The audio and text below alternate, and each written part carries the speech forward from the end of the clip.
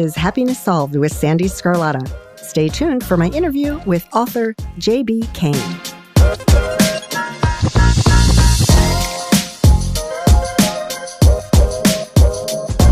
Hey everyone, welcome to Happiness Solved. I am so excited to share the interview that I had today with JB Caine. But before I get to that, I want to talk about what was going on in my little brain today, because it was, sometimes I look back and I just scratch my head and I'm like, seriously, did you really go there today? So I was having a tremendous amount of anxiety about the release of my book, mainly because some people that I know already received it and I don't have it yet, which is fine. But the anxiety was coming more from, did they read it yet? What did they think? You know, like all of that crazy stuff. So I get some free copies from the publisher, but before they ship those out, I need to make a determination of how many books I want to order in addition to those. And I haven't quite made the decision of the type of investment I want to make. And do I want to sell them on my own, or what do I want to do?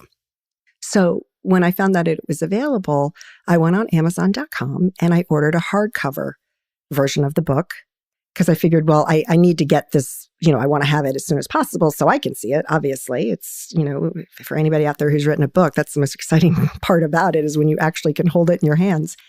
So when I ordered it, it said it would be delivered on Saturday. Well, then it said the following Wednesday.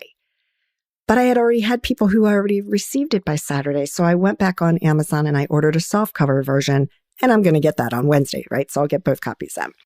So the anxiety was just almost debilitating today. And I don't have time for that because, by the way, I do have a full-time job that pays my bills. And, it probably lasted maybe about 10 minutes. It didn't consume too much of my day, just in case my boss is listening. But it was just the anxiety and the level of angst that I was causing myself. I literally was causing this to myself. There was no other reason other than my own crazy brain that, Freddy the fucker, excuse my French, sitting on my shoulder, and it was just, anyway. So what I did, and this is how I generally get out of those places, is, and I just tell people when I coach them, you need to figure out what works for you. While I'm a very spiritual person, it doesn't, you need to figure out what works for you in terms of, do you pray? Do you take deep breaths? There's a lot of different tools to help you relieve your anxiety. For me, I turn to praying because that's what makes sense for me. That's what feels right for me. And I tend to really deeply resonate with Archangel Michael. So I started talking to him, and I'm just like, hey, Michael, help me out here. And, I'm going on and on. And sure enough, my anxiety went away and I felt great. My day went on. And I share this with you because I know that's an issue for a lot of people, or you worry about what other people think. You worry about, what if they don't like this? And I even say in my book, multiple times, what other people think of you is none of your business. So of course, I tried not to, I started for a nanosecond to beat myself up, my God, Sandee, my God, walk the talk, right? And I do live my life that way. But then I have to remind myself, well, you know what? I am human and it's okay. I can get back to that place. And I did.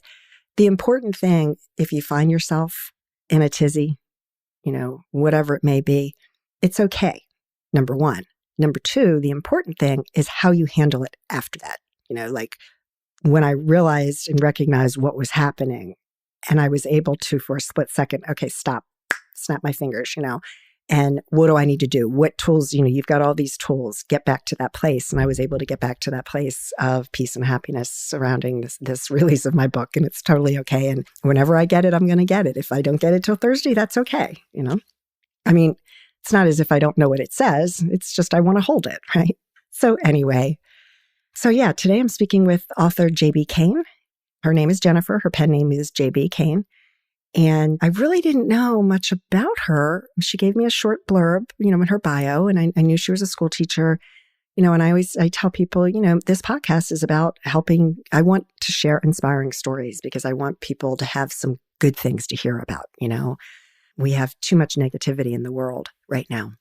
And so when she started sharing her story, I was just like, whoa, like I just couldn't even imagine being in that situation. But then, we got onto this topic about, how she raises her daughter, and her daughter is now a teenager.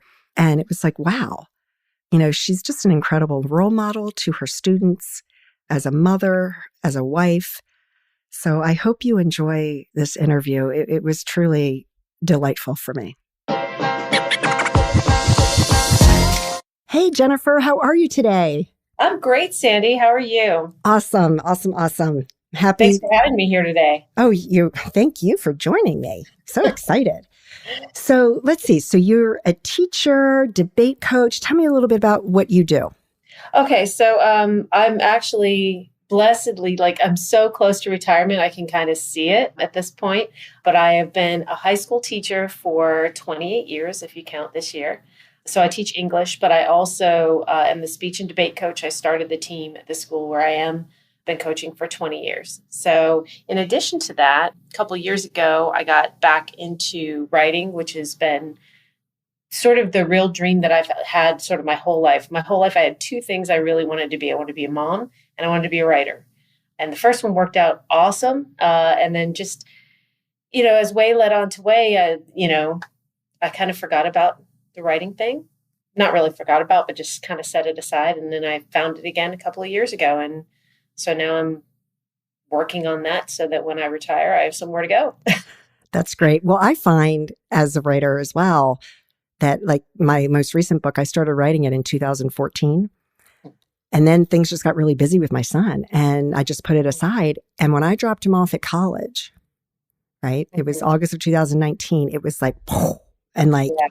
And it was, I think it was just, it's hard. Like for me, and I don't, everybody is different as a writer. And I think from what I read in your bio, you've been, writing ever since you were a child. That was not the case for me.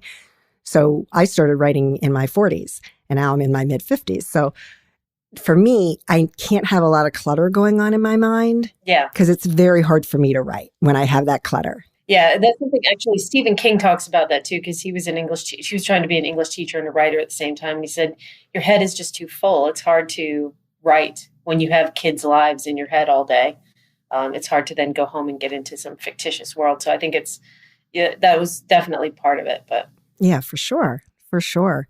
Well, that's really exciting. So what type of books do you write about? Well, they always say, write what you know. And so I've been around high school students for the most of my time every single day. So I write young adult literature and I've always, reality is what it is, but I've always, when I look at TV or reading or whatever, I always want to escape to some other world. So my focus at this point, although it may not stay there forever, but right now the books that I'm working on are young adult paranormal. So they all have sort of a, not fantasy, like no dragons or unicorns or anything, but like a paranormal aspect, a metaphysical aspect to them. Well, that's really popular. Yeah. Well, yeah, it's the market is a little saturated, but hey, I that's what I love to read. And I think a lot of that age group likes to read that kind of stuff because they get a lot of reality all day and maybe they want a departure from that when they leave. So exactly. No, that's exciting. That's exciting. Yeah. So I want to talk more about your book later, but for now, Happiness Solved, we're all about, I just want to put really good, happy, feel good stories out there because we're filled with so much negativity in today's world. It's crazy. Oh, we need so much of it, right? Yeah, exactly. So tell me about a time in your life where things were just, you'd never been in that place before. And how did you get yourself out of it? Well, there's been a, like anybody's life, there's highs and lows. And my husband is a truly remarkable human. And he has a double lung transplant. And there were... Oh my God. Yeah. So he has cystic fibrosis and he got to a point where, he was very healthy for a long time. And then all of a sudden he started to get sick and went downhill really fast. And there was about maybe a year where he was so ill, he really couldn't leave the house. And we had a small daughter. My daughter was like 3 at the time. So I was being a full-time teacher, a full-time debate coach, for all intents and purposes, in some ways, a nurse. Although, he, bless him, tried to be as self-sufficient as he could, but, he could barely walk across a room. So, and then, being a new mom, because we adopted our daughter at 8 months. So I really hadn't been a mom all that long. And it just, it did definitely become really overwhelming for a while there. And, you don't want to constantly, I think probably a lot of people suffer from this, where you don't want to constantly burden other people asking for help and that kind of thing. And then, my husband had his lung transplant, and amazingly, he was only on the list for like 9 weeks, which is, that's unheard of.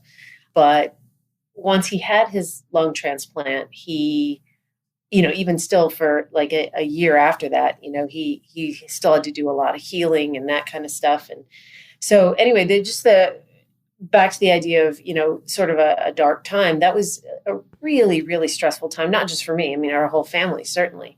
No, wait a second. Did they replace both lungs at the same time? Mm-hmm. Yeah, they can't. It's not really, if they're going to do it, they just go ahead and do it usually. So with lungs, it's not like a kidney where they do one or the other. Most of the time they do double if they're going to do it. Well, what was that like for you? Him going under the knife? There's so many what ifs, which, that's my big thing. Let's not go down that road. But when it's your husband and you love him and he's the father of your child, a million things could have gone wrong, and you can't live without your lungs. Yeah, well, exactly. And because of the fact that he had cystic fibrosis, we knew for a long time that at some point it might come to this. So you think you're mentally prepared, but the sicker he got, he got down to about 18% lung function before he finally had the surgery. And so that was it was really scary. I was kind of, that whole last year, I was kind of in a constant state of fear, because, if he walked from one side of the room to the other and I tried to call him and he left his cell phone on the other side, he couldn't pick up the phone because he couldn't make it back. And then you probably start going into a tizzy because... Well, and of course, being at school and I was teaching, there were a bunch of times where if he didn't answer the phone, I'd literally, on my conference period, I would just leave. And I'd come back, but I would just go to make sure he was okay, because I was just in this constant state of agitation. And after a while, that really plays a major, it takes a lot of toll on you. So when he finally did go in for his surgery, I was obviously very nervous, because it is a major, major, major surgery. But funnily enough, his mother had double lung transplant just 16 months before. No way. How does that happen in one family? It wasn't even the same condition. He had... Holy moly. She had a totally different condition. And so I guess I feel like I'm a very optimistic person by nature. And I really felt like when that happened with her and worked out very well for her, I felt like the universe was kind of preparing me. Yeah, no kidding. I really felt that way. And then, his father was able to, right after my husband's surgery, was able to come down for, 3 weeks. And my husband stayed in one of those residence hotels while I renovated the house and had all the carpet taken out and that kind of stuff to make it safer for him to come home. And so I really felt like the thing that I had to do during that time was to constantly focus on the things that I had to be grateful for. Oh, good for you. Yeah, the fact that they were able to find him lungs so quickly, the fact that they were able to even find a fit, because most people with cystic fibrosis who have a lung transplant, the lungs have to be small, because most people with cystic fibrosis they're usually smaller just because they don't tend to grow as much, because their airways or their digestion are somewhat stunted because of the condition. And it just so happens that my husband's a little over 6 feet. And so organs for people who are tall come up a lot faster than organs for people who are small. And just every day when we do our prayers at dinner, we make a point of thanking and praying for my husband's donor's family, and also the sacrifice that they had to lose someone so that he could be with us. And so we always try to remember that gratitude is really the thing that no matter no matter how dark things are, there's always something to be grateful for. And we just really tried to focus on that. And my daughter was an incredible light during that time because she's just the most bubbly, wonderful little girl. And so even though it was stressful, she always gave me something positive to focus on. And well, and you had to be there for her. yeah. Now, she was only 3 at the time? She was 3 when he had his transplant. Yeah. So, and he's 10 years out now. So, wow. So we've been very fortunate. And, I mean, there's obviously like anything, and of course this pandemic has been really, we've had to be super careful because, double lung transplant. I mean, my husband has only left the house. I mean, he's only been in a public place once since last March. So, it's one of those things that could have been very stressful for us, and it could have been very dark. I, in particular, more than either one of them, I'm very, very social. So, and the idea of me somehow coming back to school, because of course, Florida schools went back in more or less on time, or at least in my county, they did. Just the fear of that I would bring something home and infect him. So I've basically been living in the guest room. Wow. Since August. And so that's, all these things, it could be, I mean, that is really hard. I can't hug him or kiss him or anything. I can be in the same room with him. Now, are you wearing a mask when you're in the same room with him? No, not at home. Because what happens is I wear an N95 all day at work. Okay. And I have an air purifier going in my room and I sanitize everything and I'm kind of completely neurotic about it. And then the minute I go home, just like as if I were a surgeon, I literally walk straight in. All my clothes go in a separate hamper. I go into the shower.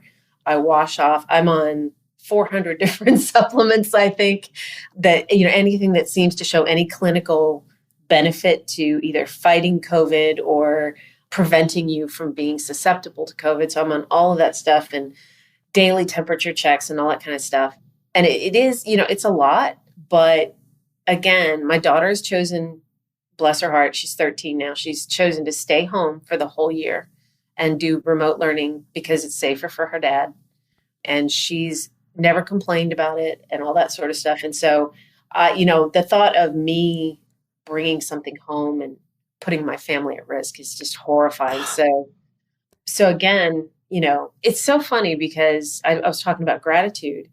So at the beginning of 2020, the dumpster fire of 2020, we actually bought this giant jar and little note cards. And throughout the year, the idea was we would write things to be grateful for and put them in the jar. And then on New Year's Eve 2021, we would start reading them and thinking about all the things we were grateful for. Well, of course, it turned out that 2020 was just one insanity after another. It's, from wildfires to COVID to everything else. But that we kept up with that jar the whole time. And it reminded us every single day that things might be bad, but there's always a reason to be grateful. And it's been so integral, that we can go on walks together and that we have neighbors that'll help each other out. And that, that our daughter has been so understanding and that my husband loves to cook because it's really been a burden off. I mean, it's been a blessing to all of us that he loves to cook because we can't go out anymore. So, it's so many things that are positive that we just focus on because it would be so easy just to fall into a state of sadness or depression and when I say depression, I don't necessarily mean it clinically, but, just being really sad all the time. Just being really sad because of all the things we can't do and all the things we don't have and that kind of stuff. So not to say those never creep in because of course they do. You're human. Of course they do. It's okay. So we just, that's one of the things we just have made sort of a little family pact to just keep reminding each other. Yeah. Oh my gosh, I love that. That's really incredible though. And oh my gosh. So I have to ask you, does the cystic fibrosis alone make him vulnerable or is it more obviously the lung transplant, but if he didn't have that, would he still be considered? It was trading one for another, to be honest with you, because before he had the lung transplant, cystic fibrosis affects your lungs. So it also affects your digestive system, but it affects your lungs a lot. And so so he would have been affected regardless. Yeah, he was super susceptible to any kind of lung infection that might be out there. Got it. But then after he had the lung transplant, he's on all kinds of medications so that he doesn't reject the lungs. And all of those are immunosuppressant. So he, because if your body sees something in there that's not supposed to be there, it's going to attack it. So basically, he has to live in a state where his immune system is constantly suppressed so that it doesn't attack the lungs that it knows are not supposed to be in there. So even 10 years later? Forever. Forever, yeah. And Whoa. That's true for any transplant patient. They pretty much always have to take... I mean, it makes sense, but... Yeah, they always have to take that. Depending on, some people might not have as many things as he has to take, because I know people with kidney transplants and they don't take quite the same cocktail that he does. But yeah, I mean, that's just the case forever. So we just have to be insanely careful. And I mean, the hardest thing for me, I think, aside from not being able to go out for sushi, but the hardest thing for me is that I haven't actually spent any meaningful time with my parents who are in their 80s in like a year. Yeah. I mean, I'll drive by I'll sit in the end of their driveway and they'll come out and talk to me, or I'll go sit in their back porch and talk to them for a little while, but I don't want to put them at risk. Yep. Because I'm the one that's the wild card, because I'm around teenagers all day, because I do go to work. And even though the classes are blended, so half are online and half are in person, I'm still... Yeah, you're potentially exposed. Yeah. Because they are the super spreaders, as we learned. And we have had, actually, I mean, my classroom's been fumigated, and I've had kids test positive and have to be out for a couple weeks. And so, yeah, I mean, it's scary, but you do what you have to do, because eventually this is going to go away too. That's the other thing, is just remembering that it's... this isn't permanent. Yeah. And just adding the word yet to the end of all the sentences, gosh, we can't go out anywhere yet. As long as you just keep saying yet, it doesn't seem quite so bad. That's a great reminder.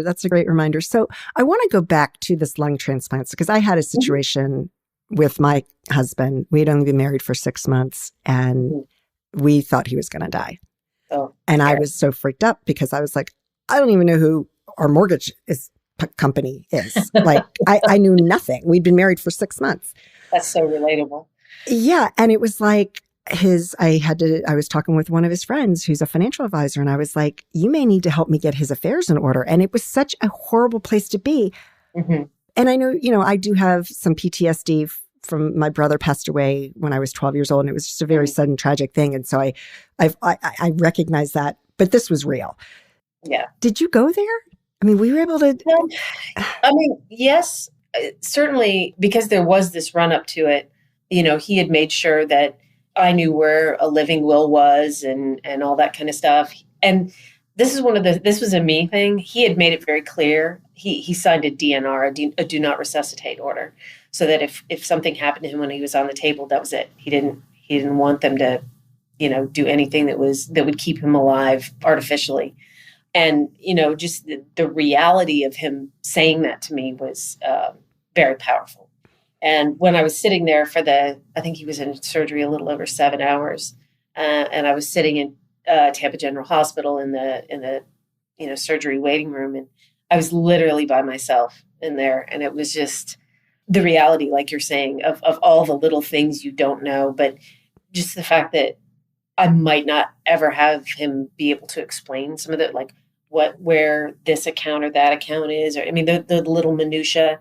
I was thinking about that a little bit, but, and certainly with COVID, we've actually had some I don't like talking about it, but I know we have to, but some very real conversations about stuff like that.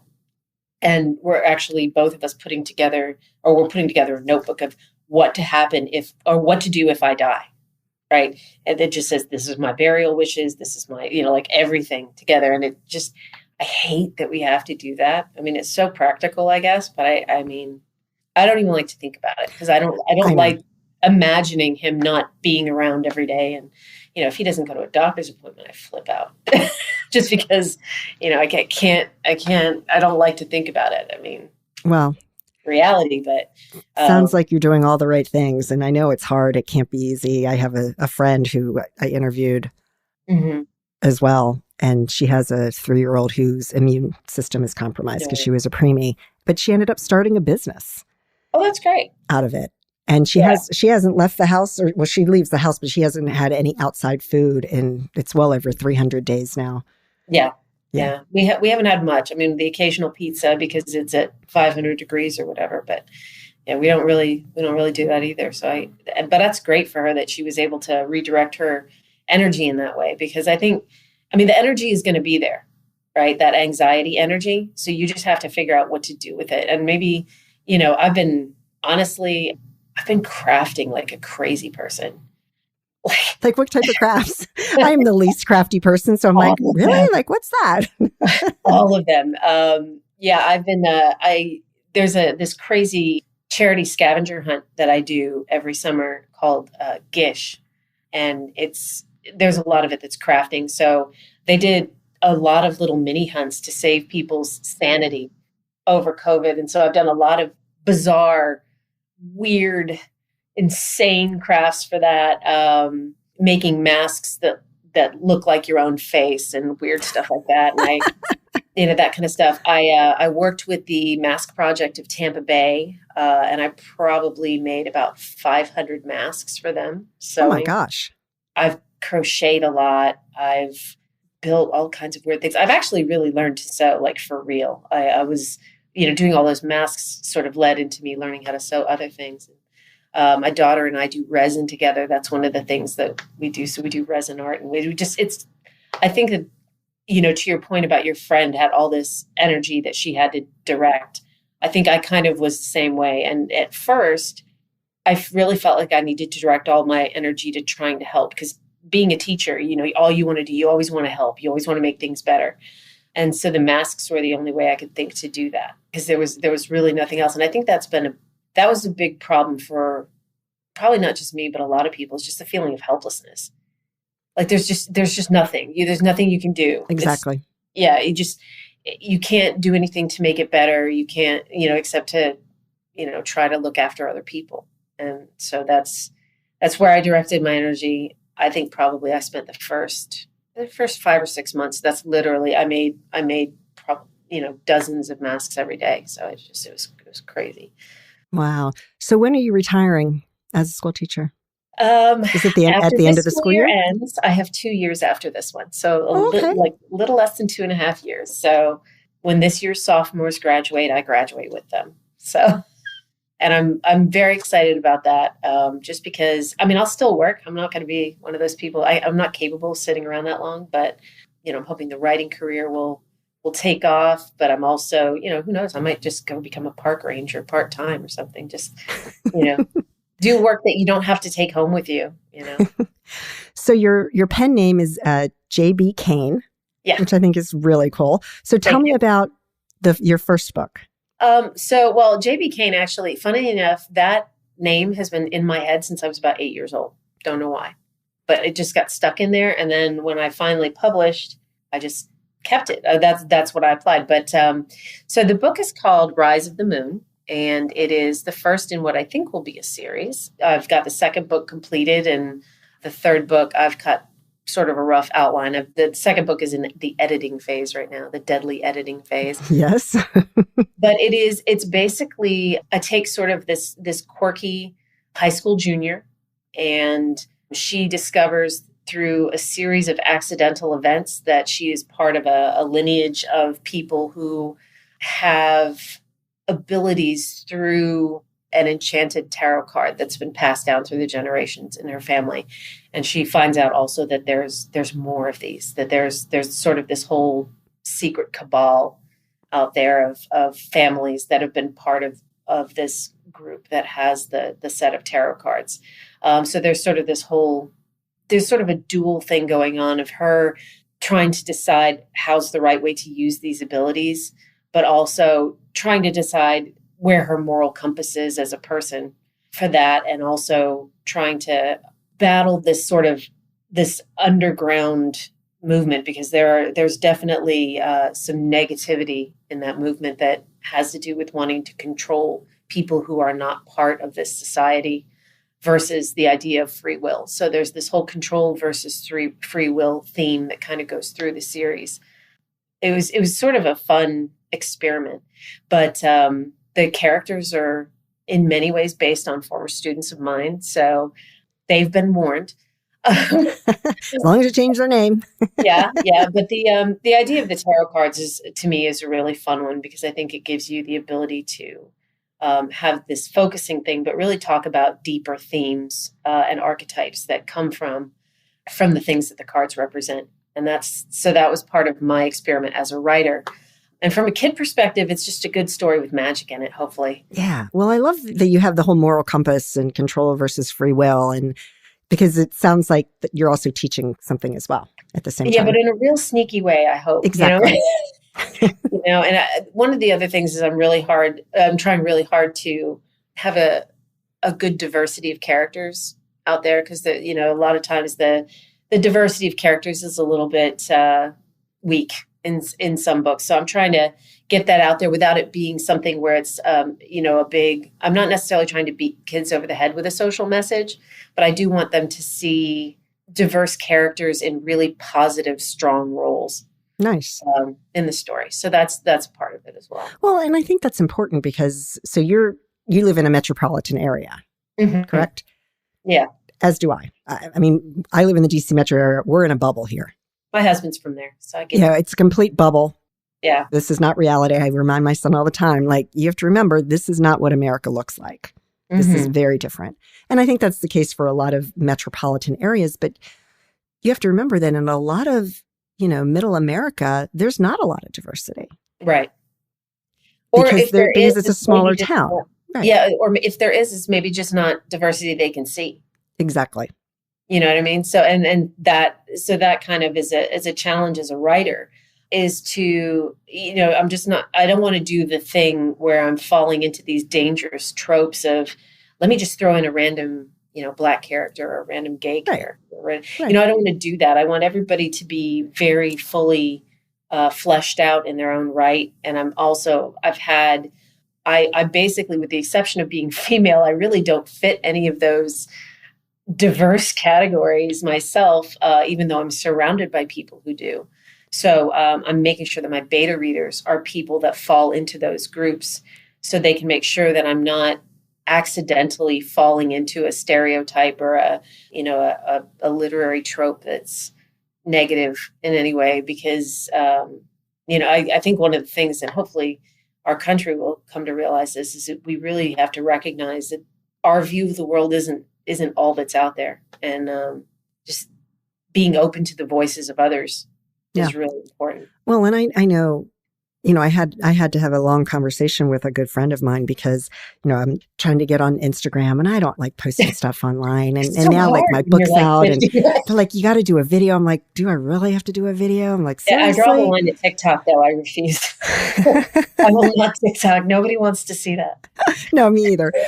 But like I was trying to like engage and I made a comment because one of my big things is I believe that you can shift your perception. And when you shift your perception, you can shift your reality. And that is true in many circumstances. And so I had made a comment, long story short, a couple of people, because of what I said about shifting your perspective, all of a sudden they were calling me a white supremacist. And how does that figure? Because the person was Black. And okay. And what I said was offensive. And while anybody who knows me knows that nothing offensive comes out of my mouth, but maybe I don't know what I don't know. So we had this long conversation. I was like, work with me here. I said, I'm not going to tell you what was said. Let me just ask you, when it comes to racism, can you shift your perspective? And she was like, no, it's not possible. And I don't want to have that discussion on here. It's not platform. But my point is that I think it is a good idea when you're writing about it because, we don't know, right? We're white female. Like, we don't know. Exactly. And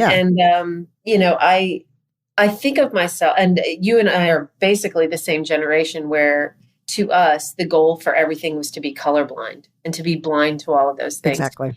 And that perspective, I think, really shifted in the 90s to that colorblind was not enough because there wasn't an even playing field. So that was really that kind of construct in my brain was very hard for me to to pivot on, because, and I think probably still, to me, ultimately, the goal should be that that nothing should matter more than the color of your eyes, right? I mean, it should all be the same, whether it's color or gender identity or sexual orientation or religion or whatever it is. But I'm trying to make a point of listening to people who that's not their experience and that's not their perspective and that's not. So, I mean, I think even though, like, to me, I think that should be the ultimate goal, maybe we're just not in a place where we can really be there until some other things have fallen into place. And I think Exactly. that's what I'm trying to do with my head, is to just really listen to people's voices who are not like mine. Yeah. No, that's great. That's great. Yeah. Good for you. Because it is really hard because, we just don't know what we don't know. And if we haven't experienced it, it's really hard to go down that path. And I learned the hard way. And I, no matter how apologetic I was, and no harm was done, at the end of the day. But I just felt so horrible that, oh my gosh, I'm sorry. Well, I'm really fortunate because teaching debate, we discuss, and I tell kids when they enter the class, we're going to be talking about controversial stuff here all the time. So if you're easily triggered, this might not be, either this is a great place for you to start being able to hear other voices, or, it might not be right for you. But I have had some really great opportunities with not only current kids from my debate team, but kids who were on my debate team 10 years ago, who I'm still close to, who are willing to have really hard conversations with me, but from a place of love. And I think there's so much healing possible if people can come at it that way. Absolutely. That people are going to say stuff you don't like, and they're going to have perspectives you don't like.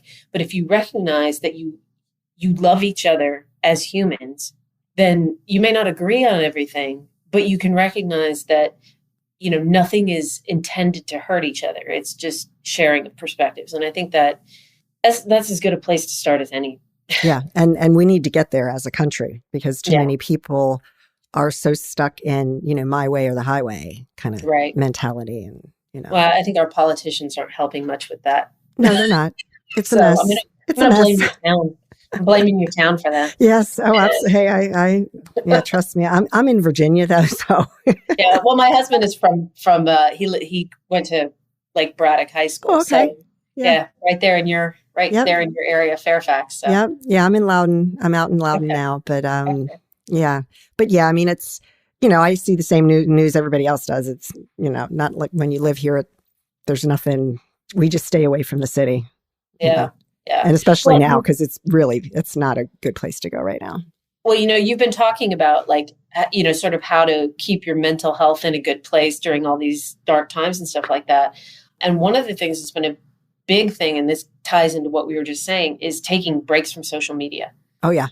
And just literally unplugging. So it's not that I'm not still on social media, but there's a lot of people I've unfollowed so that I don't see their comments anymore. Same here. I've had to do a lot of that.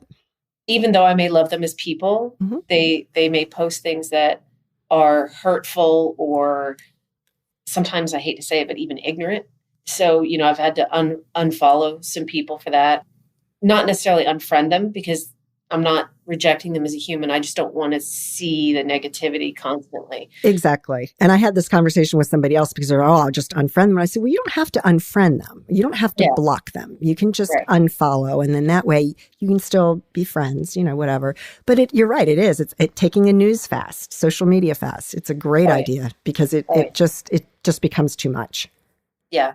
Well, and I had to do that several times over the last year, where I just had to say, look, guys, I'm not going to be on social media for about 2-3 days. I have to stop, I have to, because even if you are trying to be positive, and even if you aren't being sucked in by that stuff, I think the constant barrage of it is not good for our collective mental health. I really think it's not, because there's just so much of it that's divisive out there on both sides. It's not one side or the other. It's everybody's an equal opportunity offender out there. I think. Oh yeah.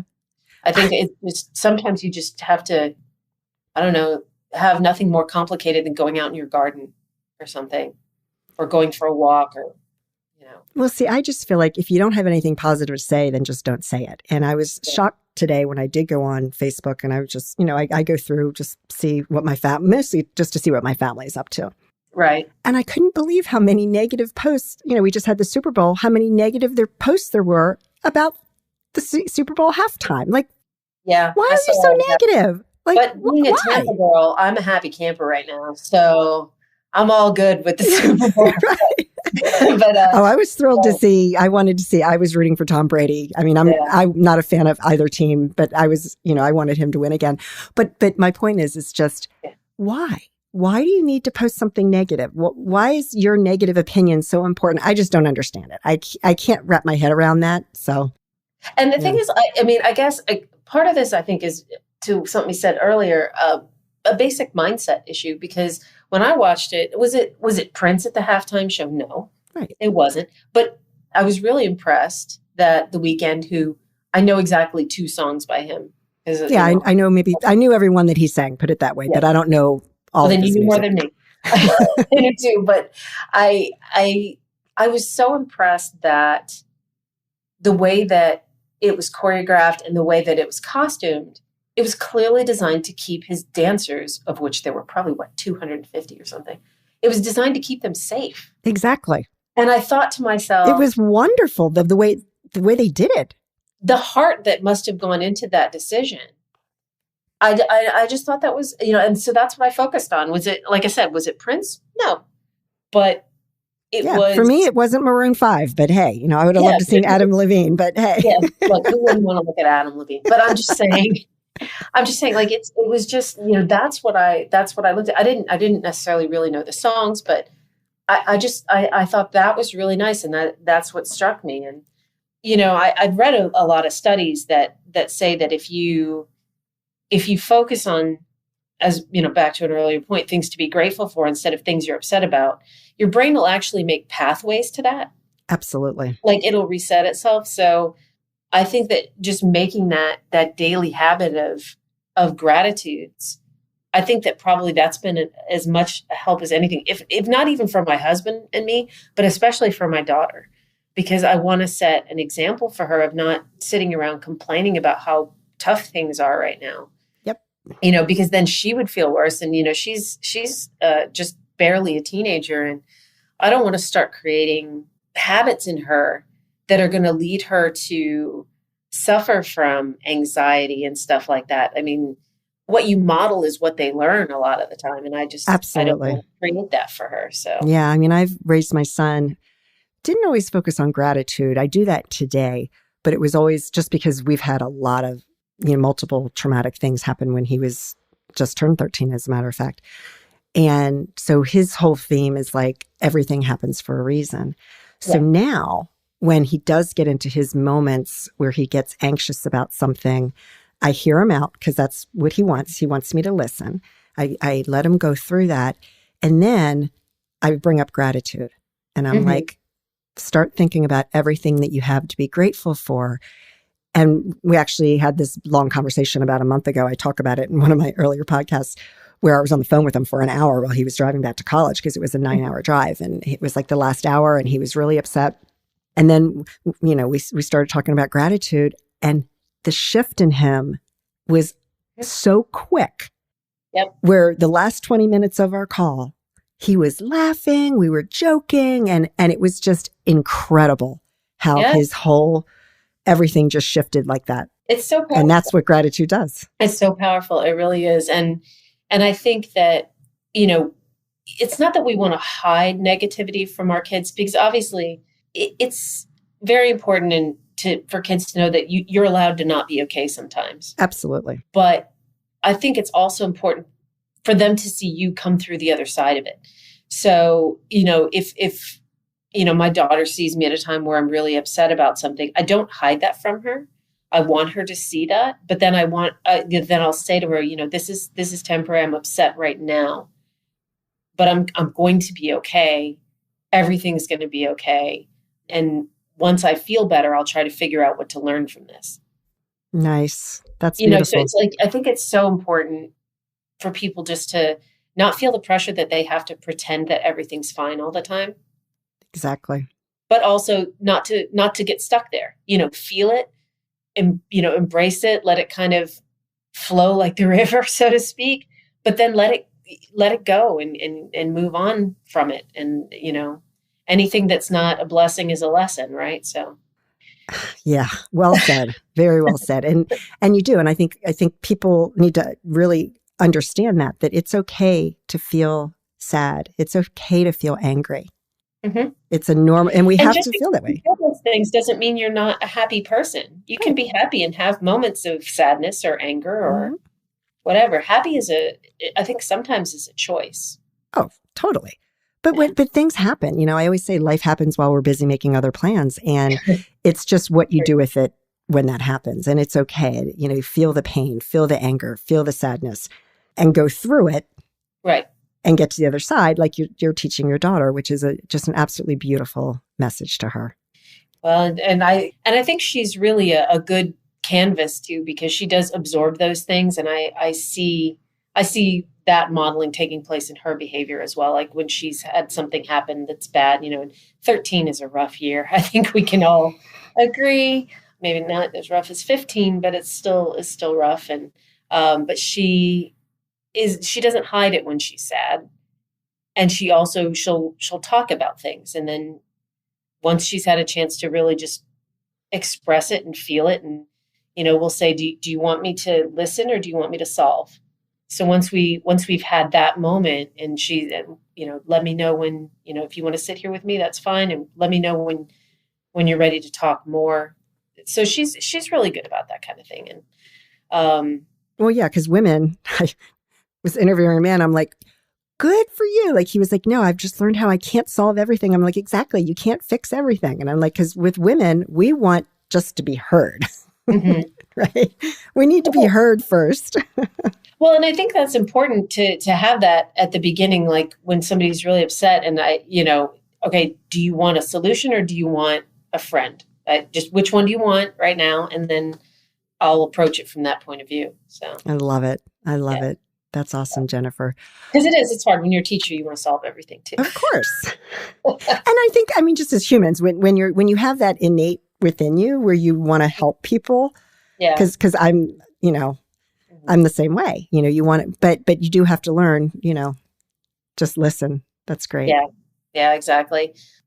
I think that like doing podcasts like the one you're doing, and there are some other things out there that the Good News Network that John Krasinski does and stuff like that.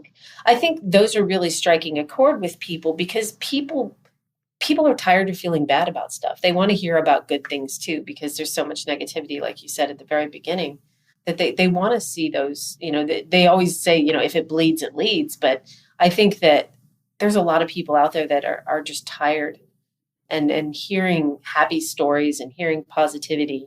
I think it starts to do that rewiring thing in the brain where they go, wow, okay, so, if I could take one nugget out of this that makes me feel a little bit better about my situation, then maybe, going forward. Well, like you said, things can always be worse. Right. And it's tools in the toolbox, right? You hear about, well, this works for this one person to help them feel better. The more tools you have in your toolbox, then the better you are at combating those really negative moments and letting them pass, like we said. You're speaking my language. Yeah. Well, Jennifer, this has been such a great talk on so many different levels. So I really appreciate it. Is there anything else that you want to share with the audience? Just, and thank you very much for having me today. And, thank you for letting me mention Rise of the Moon to everybody. And I just want to say that I think what you're doing here is really, really good. And just to the folks out there, just make a point to count your blessings and like the song says, fall asleep counting your blessings, and just be good to each other. It's so important. We all need it right now. Yes, we do. Yes, we do. All right, Jennifer. And where can we find your book? Well, it's available on Amazon in both Kindle and in print. So then on my website, jbcaine.com, which is Caine with an E, I will be hopefully setting up a link for people who want to purchase autographed copies soon. I'm working on getting the PayPal and all that set up for that. But the book in Kindle version and on regular paperback is available on Amazon now. Fantastic. Thank you again, Jennifer. Thank you so much. And take care. Hang in there. You're doing great. Thanks a lot. Talk about talking to somebody that speaks your language. That was great. I really enjoyed that and the discussion. And I loved that she talked about gratitude. I was blown away when she brought that up because I was just not expecting it. And it's such an important part of my message and my life. And that's what this podcast is about. I want to lift people up, share inspiring stories that make you feel good. We all can use that with everything that's going on in today's world. So I hope you enjoyed it. You can purchase JB Caine's novel on Amazon. It's in Kindle version and print version. You can check out our website at jbcaine.com, and that is jbcaine.com. You can follow her on Facebook, and her Facebook page is at Real JB Caine. On Instagram, she is at Author JB Caine. Hope you enjoyed this today. As always, you can purchase my book, Happiness Solved, Climbing 100 Steps, on Amazon and Barnes & Noble. And you can get it in print and Kindle version. If it's not already out, it'll be in the Kindle version as well. I'm working on the audiobook. That takes a little bit longer. My website is sandeescarlotta.com, and you can follow me on Facebook and Instagram at Coach Sandee Scarlotta. Thank you again for joining me and giving me the honor and privilege of you supporting my podcast. I hope that you and your family stay safe and healthy, and that your life is filled with peace, joy, happiness, and of course, gratitude. Until next time, take it easy, everyone.